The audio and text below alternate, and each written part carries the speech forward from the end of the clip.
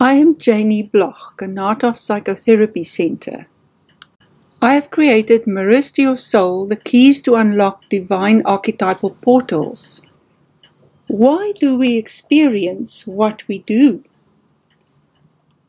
Why do we go through relationship issues, physical issues, thunderstorms, ice storms, metaphysically and physically?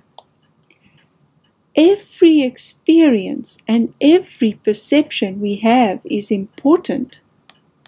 Every experience carries information that creates awareness of parts of ourselves. We need to acknowledge these parts.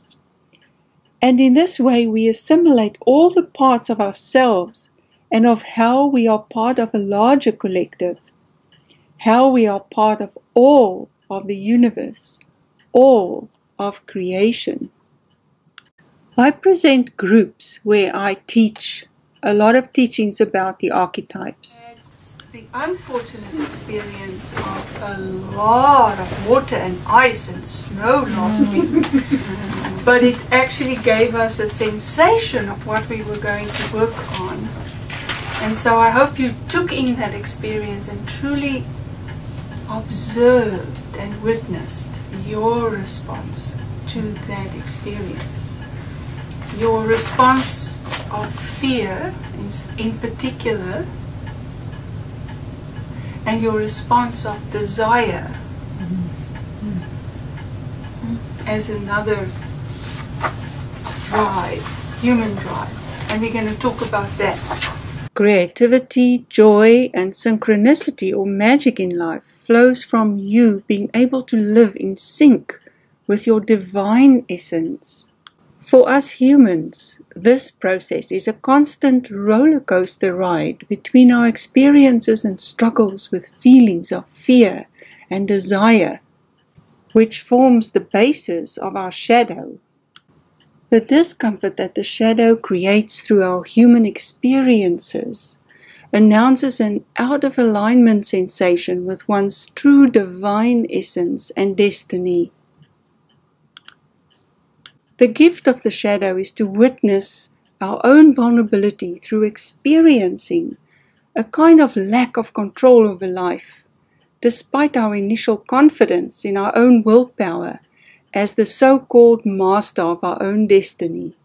The discomfort in the shadow experience initiates an honest awareness of our human reality as part of a higher order of events outside of our personal control.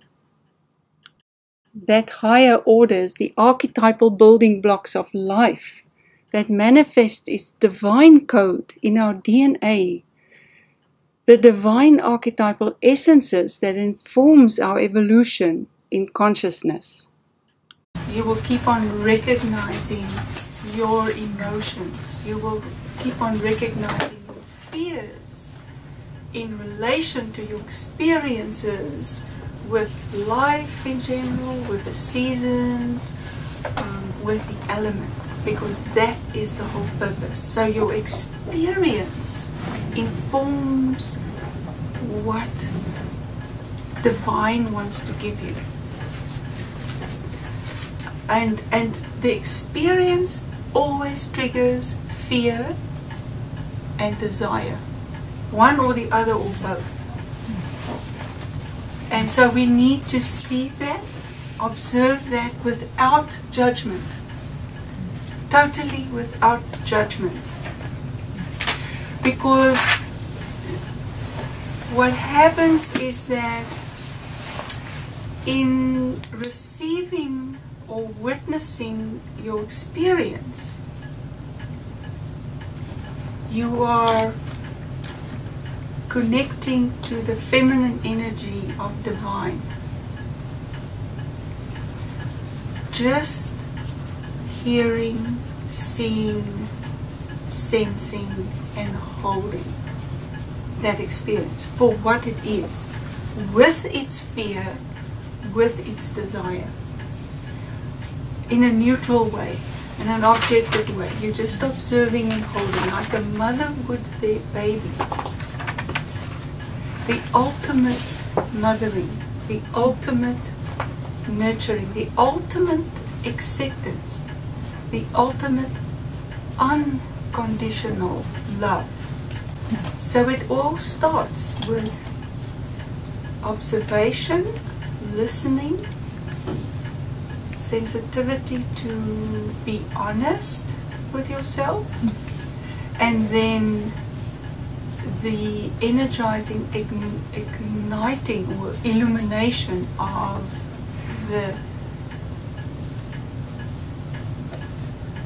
how it is to be human.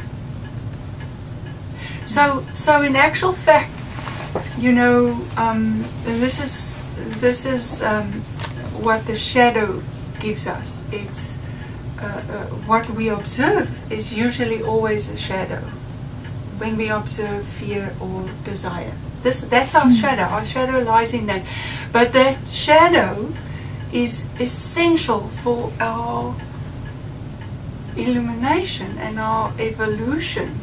But it's a very interesting thing, because observing and accepting is just a choice, and it's not a doing of anything.